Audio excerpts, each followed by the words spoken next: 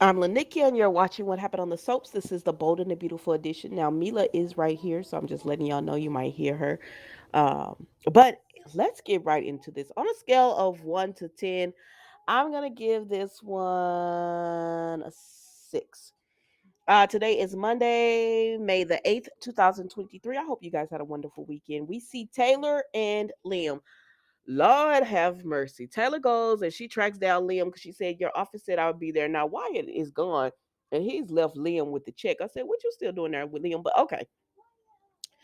He's there so Taylor can talk to him. So she's there to prove her point that Thomas is fine. So now we see Liam have another conversation with somebody else about Thomas. But this time he didn't track them down, they tracked him down.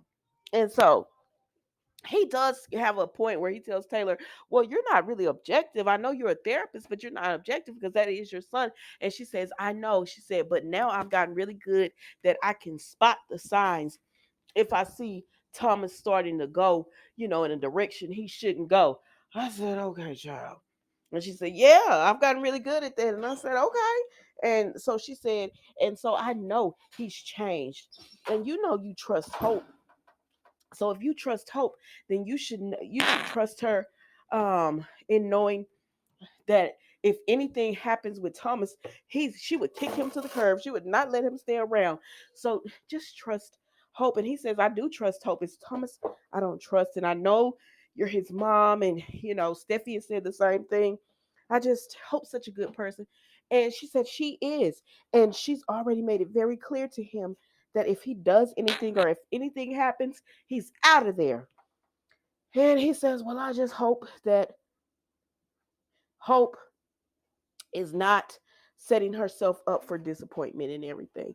I said, baby, you setting your own self up for disappointment thinking that it's hot mama, thinking that it's all about Thomas and not Hope this time. Because he was, they just keep going on about how Hope is such a good person. No, that's it, child. Let's move on.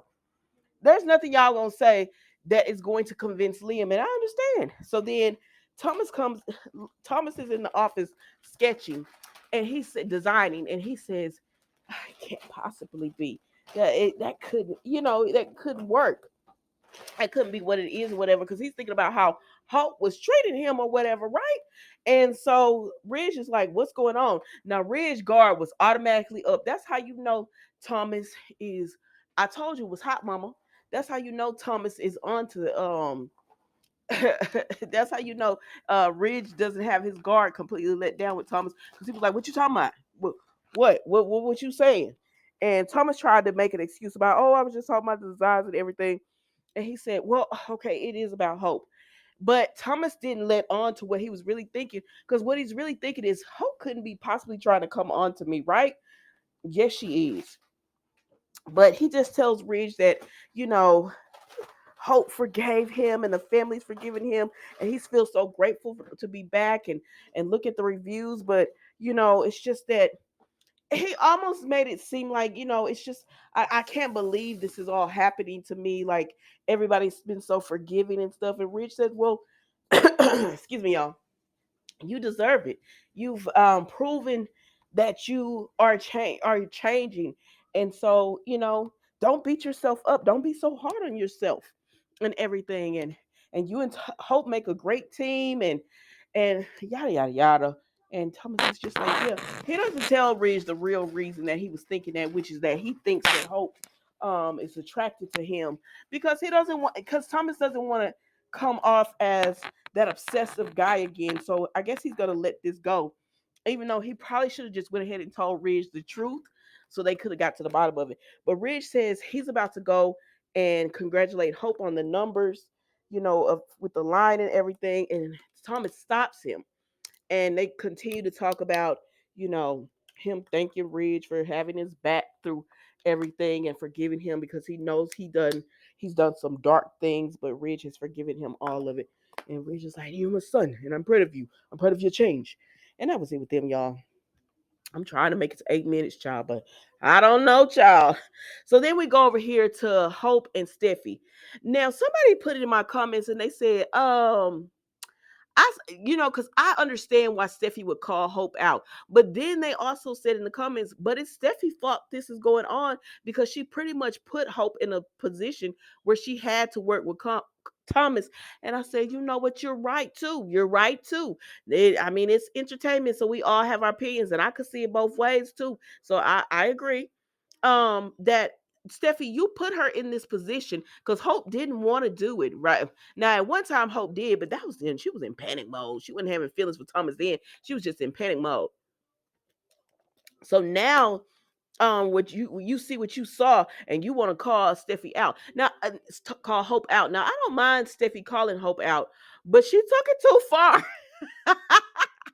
She took it too far for me when she said, "Oh my gosh, we've been worried about Thomas, and it's you. I know what I saw. You were looking into his eyes. You were over. It was overkill with all the praise you were giving him, and then you were had his holding his hands. You were flirting with him. Oh my gosh, you're turning into your mother." I said, "No, wait a minute. I hope you're too generous for me because you're not gonna imply an insult about my mother to me." No, ma'am, Sam. Oh my gosh. Yeah, you're turning into your mother. You mean like you? If you're talking about turning into somebody's mother, you are Brooke. You unslept with the daddy and his sons. Like you are more like Brooke than Hope could ever be. But anyways, child. So Steffi has this insult for Hope, and Hope is just like, no, Steffi, no. I said, girl, stick up for your like. Don't let Steffi talk to you this way. Hope. See, this is why I'm indifferent to Hope because they make her kind of weak. They make her kind of weak. Like Steffi is really running her the riot. And I would have reminded Steffi, it is you that's the reason Thomas is back. And it's Thomas that's always made advances towards me. Now I know Hope got feelings for Thomas, but she trying to deny it. So just put it all back on Steffi. And he's the one that's always had feelings for me. I've never showed him that affection. And I got Liam, girl. You know how I got him. You remember how I got him. I got him. So I don't want Thomas or whatever. And but Hope just sitting there, please, Steffi, don't make this bigger than what it is. No, I'm not. I'm committed to Liam. I said, oh, girl, oh, you're annoying me. You're annoying me because you're not sticking up for yourself to this girl. She's just bullying you around. And then on top of that, Steffi tells Hope, well, I'm gonna have my eyes on you. I'm gonna be watching you. And it was the way she looked at her, like looking her up and down, like she wanted to do something.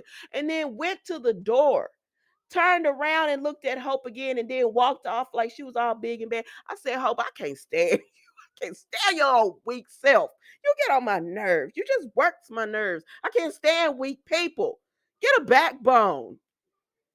Y'all, that was the Bold and Beautiful today. Don't forget to like, comment, and subscribe to the channel. And I will see you tomorrow for an all new episode of What Happened on the Soaps, the Bold and the Beautiful edition. Thank you so much for watching. Goodbye.